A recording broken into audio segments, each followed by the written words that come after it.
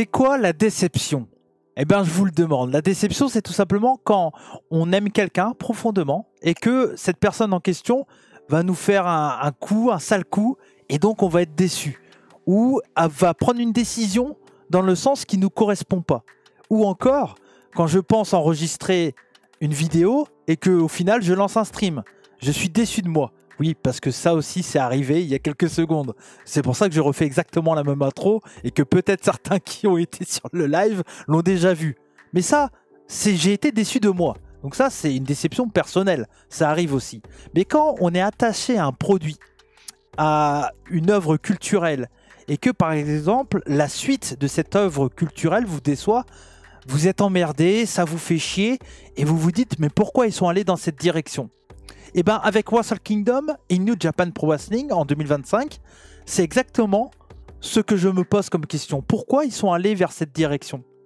Pourquoi ils me déçoivent? J'ai été très déçu de New Japan Pro Wrestling lors de ce Wrestle Kingdom parce que les décisions de booking, je le dis depuis maintenant quelques temps, sont très décevantes, sont faites à l'arrache, à la dernière minute, et au final, on ne construit pas grand-chose. Alors il y a eu quand même des très bonnes choses dans ce Wrestle Kingdom 19, quelque chose, pas beaucoup. Il y a eu 2 très bons matchs pour moi, 2 matchs à voir, pourquoi pas, si on a le temps et l'envie. Il y a surtout un match à voir pour moi, pour être honnête avec vous. Et après, il y a des trucs, des matchs qui sont sympas, qui sont là, mais qui sont pas intéressants et qui au final, quand tu arrêtes le show, tu te dis, bon, ok, j'ai pratiquement perdu 4 heures de ma vie. Voilà. C'est ça le problème avec ce Wrestle Kingdom 19, c'est que je l'ai lancé ce matin, j'étais déjà pas très hypé par ce que j'allais voir. J'avais pas été très hypé par la carte en général, la construction. Et là, ce qu'on a eu, clairement, ça m'a pas plus convaincu que ça. Donc voilà, donc je vais commencer déjà par les 2 bonnes choses. Bienvenue déjà dans un premier temps dans ce Poro et Souffrance Hebdo sur, donc vous l'avez compris, Wrestle Kingdom 19. Je refais, comme vous l'avez compris, cette intro parce que tout simplement, au lieu d'appuyer enregistrement, j'ai appuyé streaming sur OBS. Ça fait 2 fois que ça m'arrive. C'est vraiment, franchement, ça à chaque fois ça me fait marrer, mais bon, c'est comme ça. Et donc, du coup, je voulais revenir donc dans ce PFH sur Wrestle Kingdom 19, donc la première nuit, le Wrestle Kingdom 19, parce qu'après ça sera, je ferai un PFH sur Wrestle Dynasty que j'enregistrerai donc demain après le show. Donc Wrestle Kingdom 19, donc on était le 4 janvier bien sûr au Tokyo Dome, et donc ce show là, c'est un peu, voilà, c'est la kermesse annuelle, c'est le WrestleMania du catch japonais, et c'est le show qui est le plus regardé du pour OSE. C'est le show que beaucoup de monde ont envie de voir, et beaucoup de monde qui ne regarde jamais de catch japonais vont regarder annuellement. Et en même temps, c'est compréhensible. Je pense que quelqu'un qui est fan de catch japonais va quand même avoir un œil sur WrestleMania, parce que ça reste WrestleMania, ça reste pour le coup le show de catch le plus vu annuellement. Et donc c'est quelque chose qu'il va ne pas louper. Mais il va regarder ça sans vraiment aucune attente. Moi, à la différence de ces fans-là, peut-être de ces fans que vous êtes, moi j'avais beaucoup d'attentes. J'ai toujours beaucoup d'attentes de base sur Wrestle Kingdom. Cette année, j'en avais pas beaucoup. Mais je me disais, c'est Wrestle Kingdom, on ne peut pas être déçu. Et je l'avais dit, que ça soit dans mes previews ou autres, ou que ça soit également sur ma chaîne Twitch, à chaque fois je disais avant le show, je ne vois pas comment on va être déçu des combats. Et pourtant j'ai été déçu de beaucoup de combats, je dois vous l'avouer. Et ça c'est un peu triste, mais par contre voilà, j'ai eu quand même 2 combats qui m'ont vraiment intéressé et qui m'ont plu. Le premier c'est le main event, le match entre Shota Umino et Zack Sabre Jr. Donc un match qui a duré plus de 40 minutes, un match qui est beaucoup trop long selon moi pour ce qu'ils ont raconté. C'est un match qui a sûrement été rallongé parce que je vais revenir tout à l'heure, mais il y a eu malheureusement une blessure entre Douki dans le match entre Douki et Desperado, une blessure de Douki qui fait que le match a été totalement raccourci, qui a gâché aussi vraiment ma hype que j'avais pour le reste de la carte. Clairement parce que Douki Despé c'était l'un des matchs qui me plaisait le plus sur le papier. Et donc, du coup, c'est vrai que ce match a été sûrement rallongé par rapport à la perte de temps, par rapport au match entre Douki et El Desperado. Mais voilà, pour moi, c'est un match qui aurait dû rester quand même, quoi qu'il arrive, même si au final le show a été raccourci, ils auraient dû le garder à une 30aine de minutes maximum, parce que je trouve que ce match a été beaucoup trop long. Et avec la carte très moyenne que j'avais eue avant, je n'étais pas du tout dans l'envie de voir un main event très long. C'est comme si j'avais mangé beaucoup de McDo, tiède voire froid. Et à la fin, on me sert un McDo chaud. Alors oui, c'est meilleur chaud, mais j'ai tellement déjà mangé de froid que je vous avoue que j'ai pas envie de manger un McDo. Puis même le McDo de base, c'est pas ouf non plus. Donc du coup, bah, tu peux même me servir un plat, un burger de Burger King qui sont un peu meilleurs que McDo, selon moi. J'aurais trop mangé quand même. Donc du coup, c'est vrai que j'étais arrivé à un moment où je me disais, ben non, j'ai pas envie de manger encore un match de 40 minutes, malgré que Zack Sabre Jr. a tout fait pour vraiment mettre en avant Shota Umino dans ce combat. Shota Umino a été présenté sur une forme beaucoup plus rugueuse, beaucoup plus agressive, qui était vraiment intéressante. Le public était plutôt réactif, mais c'était trop long. Je n'en avais plus envie. Ça reste tout de même un match qui est, pour moi, environ un 4-25. Ça reste plutôt un bon main event de Wrestle Kingdom. Un très bon match par rapport à ce qu'on compare, ce qu'on a eu dans la carte. Mais mon match préféré de cette carte, de Wrestle Kingdom 19, c'est le match entre Yota Tsuji et David Finlay. David Finlay, c'est le catcheur que beaucoup de gens ont critiqué pendant un bon moment, mais que moi je vois vraiment une belle évolution de sa part depuis quelques temps maintenant.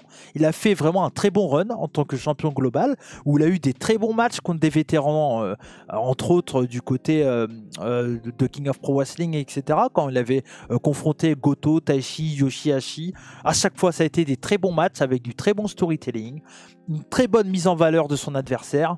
À chaque fois il fait le travail parfaitement, David Finlay.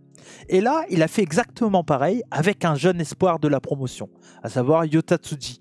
Et Yota Tsuji, franchement, il en sort du match très très fort, mis en avant, et vraiment, il sort, ouais, comme je l'ai dit, fort d'avoir battu David Finlay.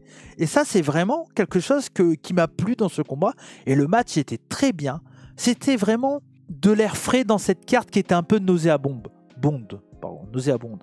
Et moi, franchement, ça m'a fait du bien ce match-là. C'était un vrai bon match. Pour moi, je dirais que c'est un 4,25,5. Voilà, j'essaye de... Allez, 4,5, je peux lâcher mon 4,5 pour ce match-là. Je trouve qu'il a été très bien fait. Il y avait de la bonne hit. Yota Tsuji a été booké fort en tant que bon babyface. Et ça m'a vraiment plu. C'est les deux matchs que je retiens dans cette carte. Le reste de la carte est soit nul, soit fade, soit sans épices. J'ai beaucoup d'analogies par rapport à la bouffe. Mais c'est ça le problème de cette carte. C'est que déjà, tu commences avec un Rambo dans le pré-show où t'as pas trop de surprises, hormis Josh Barnett et hormis Alex Zane. Voilà, c'était deux seules surprises de ton Rambo. Sachant qu'il y a beaucoup d'étrangers dans le coin, parce qu'il y a Wrestle Dynasty demain. Et déjà, ça commence comme ça, tu dis... Ok, ils font gagner Goto, ok, mais tu gagnes un title shot en gagnant un Rumble. Le prestige, il en prend un coup. Donc ça, encore une fois, on reviendra au problème général du show qui est le booking. Clairement, sans aucun doute. Le show commence avec un ladder match. Je ne suis pas un anti-match catch américain, mais à un moment, un ladder match à Wrestle Kingdom, ça ne doit pas avoir lieu. Le match est beaucoup trop court aussi. Il y a pas mal de botches, pas mal d'incompréhension entre les catcheurs. Pourtant, ça partait bien car tous les catcheurs sont excellents. Et au final, on revient au point de départ, on n'avance pas, on stagne, parce qu'au final, les gagnants de la Tag League, et qui auraient dû rencontrer tout simplement Kevin Knight et Kushida dans un match 2 contre 2, ils ont gagné le titre. Donc au final, on a perdu du temps dans cet opener, qui pour moi n'a pas servi à grand chose. On a vu des bumps sympas, mais sans plus. Voilà. Fade. Ensuite, on a eu le match pour le titre IWGP Women's. Dans l'idée, j'adore. Je trouve ça super. C'est deux très bonnes catcheuses, Mayu Iwatani et Azumi. Super, trop cool. 8 minutes de combat. Déception. On a un très bon combat, intense, dans le pur style Stardom. C'est très cool. Mais déception, pourquoi ils ne nous donnent pas un vrai match? Moi, j'ai envie de voir 15, 16, 17, 20 minutes entre ces deux filles. Vraiment, elles le méritent amplement et elles auraient totalement mérité la position de pré-main event, voire de double main event. T'as un titre Women's, IWGP Women's, mets-le en avant. C'est comme la Noah avec le titre JSC Women's qui a été défendu à Marigold. Je ne comprends pas pourquoi il n'a pas été défendu dans le premier show de l'année de la Noah Pro Wrestling. Je ne comprends pas l'idée de faire les choses à moitié. Tu veux mettre en avant les femmes, fais-le. Sinon, le fais pas. J'aime autant que ces promotions ne fassent rien, qu'elles donnent un titre, elles créent un titre Women's en se disant on va se faire on va se faire bien voir parce qu'on va mettre les femmes en avant, mais voilà. Non, ne faites rien. Si c'est pour faire ça, il faut rien faire selon moi. Donc j'ai été très déçu de ce match-là. Encore une fois, enfin cette fois-ci pas des catcheuses, mais vraiment encore une fois du booking et du temps qu'on leur a donné. Ensuite, il y avait donc ce match Fatal 4-Way qui en soi n'est pas horrible, qui est plutôt un match sympa et j'ai été plutôt content. C'est un bon point également. J'ai été plutôt content qu'on ait donné le match à El Phantasmo et le titre après son retour, après son cancer qu'il a eu. Ça fait plaisir et c'était une belle victoire, un bon moment pour El Phantasmo. Le match entre Tanahashi et Evil, c'était une catastrophe immonde où on savait pertinemment de toute façon que ça n'allait pas être intéressant et on savait pertinemment également que Hiroshi Tanahashi allait gagner et puis donc continuer sa carrière. Ça faisait aucun sens si Evil allait gagner contre Hiroshi Tanahashi. Donc voilà, c'était pas bien, c'était long, il y avait du storytelling et tout ça, mais c'était pas intéressant, c'était assez fade. En soi, c'était pas horrible, c'était pas un match horrible, mais c'était fade. On savait pertinemment comment ça allait se terminer. Ensuite, on a annoncé avec Katsuyori Shibata qui a défié pour le lendemain à Wrestle Dynasty Hiroshi Tanahashi. C'est un défi qui est accepté. Alors, je viens de voir sur les réseaux, c'est tout simplement un match qui sera un match de grappling. La déception immense entre Shibata Tanahashi. C'est pas un match qu'on a envie de voir comme ça. Il y a beaucoup d'histoires, c'est cool. Je rappelle les 3 mousquetaires avec Nakamura, il n'y a pas de souci. On connaît, je pense que vous connaissez l'histoire entre ces deux hommes. Ou si vous ne connaissez pas, il y a une belle histoire. Le problème, c'est clairement que là, ça va être englouti dans une carte de 3650 matchs environ. À un moment, je pense que tout le monde va s'en branler du Tanahashi Shibata. En plus de ça, ça sera un match de grappling. Pour quelle idée? Pourquoi? Ce genre de match, ça aurait pu être potentiellement le dernier match de Tanahashi. Là, pourquoi c'est ça, en plein milieu de la carte? Je comprends pas. C'est vraiment juste parce qu'il fallait un match pour Tanahashi. Vraiment, c'est ok. Bon, voilà. Ensuite, il y a une autre déception, c'est le Shingo Takagi Konosuke Takeshita. Alors oui, c'est un match qui est vivant, mais il y a zéro selling dans ce match-là. Ça ne vend rien. Oui, c'est un slugfest. Oui, ça se met dans la gueule. Mais à un moment, les no-sell, ça va. 11 minutes de no-sell, j'en peux plus. J'ai envie de voir des choses. Moi, j'aime bien les slugfest. Je suis un grand fan. Je peux vous en recommander un tout de suite. Tomohiro Ishii contre Yuki Ino à DDT il y a une semaine. Ça, c'est un vrai slugfest. Ça se met dans la gueule. C'est simple, c'est facile. Et ça vend. Surtout, ça vend. Parce que les Poison Rana contrés en Poison Rana, j'en peux plus. Personnellement, ça ne m'a pas plu du tout. J'ai été déçu de ce match. Les catcheurs sont talentueux, oui, les moves sont beaux. Mais ça me raconte rien du tout. Ça me raconte rien du tout. C'est un bon match et quand tu regardes dans le ring, c'est pour moi, allez, j'ai envie de dire 3,5, mais c'est déjà beaucoup trop court. Et en plus de ça, ça raconte rien, vraiment. C'est ok, Takeshita est plus fort, il sait faire plus de moves. Bon, voilà. Et puis ça manquait beaucoup de suspense aussi. On savait pertinemment qu'ils n'allaient pas faire Shingo Takagi contre Ishii le lendemain à Wrestle Dynasty. C'était sûr à 100%. Donc voilà, vraiment grosse déception. Ensuite, Douki contre El Desperado, malheureusement, oui, c'est une déception aussi, mais pas à cause du match. Et pour le coup, le booking était plutôt sympa. Mais surtout sur le fait que Douki, malheureusement, va se péter très très rapidement le bras. Donc le combat va s'arrêter. Déjà que le moral n'était pas fort dans ce Wrestle Kingdom 19. Là, ça en fout un coup encore au moral. Vraiment, ouais. J'espère que Douki va revenir très très vite. Sans aucun doute. Et puis après, donc voilà, le Tsuji Fitness, j'en ai parlé. Et le dernier match que j'ai pas parlé, c'est le Naito Hiromu Takahashi, qui était correct, fade. C'était sympa. Mais encore une fois, on prend pas de risque. On ne fait pas gagner Hiromu sur Naito. En quoi ça dérange qu'Hiromu va gagner contre Naito? Naito est vieux. Il a du mal à marcher. Il a les jambes arquées comme Matt Hardy. Je l'ai mal dit, mais vous m'avez compris, comme Matt Hardy. Et pourtant, il va quand même gagner le combat contre Hiromu.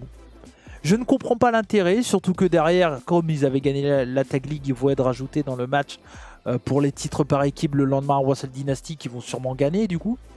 Entre les Young Bucks et donc ça sera Jeff Cobb qui sera avec Great Khan. Voilà, le booking ne me plaît pas, ce qu'on a vu ne me plaît pas, je vais pas épiloguer plus. J'ai été totalement déçu, une grosse déception ce Wrestle Kingdom, vraiment. J'attends de voir ce que ça va donner pour Warsal Dynasty, mais j'ai pas vraiment beaucoup d'attentes non plus. Il y a deux matchs qui ont été confirmés là, une journée avant le show. Ça me rappelle une autre promotion qui s'appelle AEW, vraiment, où les cartes sont là. C'est des matchs qui sur le papier sont intéressants, mais soit on ne laisse pas le temps pour faire de la magie, ou soit s'il y a beaucoup trop de matchs et les cartes sont totalement imbuvables.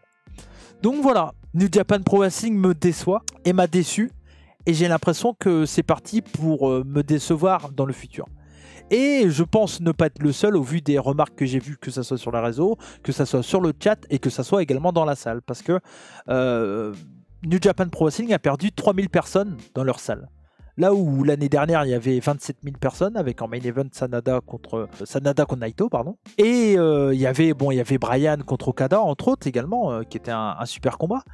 Mais voilà, il y avait plus de monde. Et cette année, 3000 personnes de moins. Et j'ai l'impression que ça va être pareil. Et j'ai peur pour les chiffres de Wrestle Dynasty. À l'heure où vous allez voir cette vidéo, vous savez combien il y a de personnes à Wrestle Dynasty. Mais j'ai vraiment peur. Vraiment peur pour New Japan. Après, je me dis que heureusement qu'il y a plein d'autres choses au Japon. Noah, All Japan, DDT, Delay, Dragon Gate, Big Japan, Freedoms, Michinoku Pro, Lens End. Enfin bref, on peut citer plein. Ganbare. Enfin bref, il y en a plein partout. Et tant mieux, Bassara, voilà, j'en passe, c'est des meilleurs. Bref, heureusement qu'il y a plein de choses. Heureusement qu'il y a plein de choses. Et mon message, si vous ne me connaissez pas et que vous tombez sur cette vidéo et que vous êtes encore là après 17 minutes, clairement c'est... Oui, New Japan Pro Wrestling est la promotion la plus connue, mais je vous confirme que ce n'est pas la meilleure promotion de catch au Japon. En tout cas en 2025, il y a peu de chances que ça soit le cas. Ça peut changer, ils peuvent reprendre de la hype, mais pour le moment c'est mal parti pour que ça soit le cas. Qu'est-ce qu'il faut changer? Le booking. Refaites ce que vous savez faire. Des belles histoires, simples, pas de stipulation. Un ladder match au Japon, ok, mais là non. Là il fallait pas, ça j'ai pas compris. Et puis des histoires simples, faites des trucs simples. Simple. Voilà.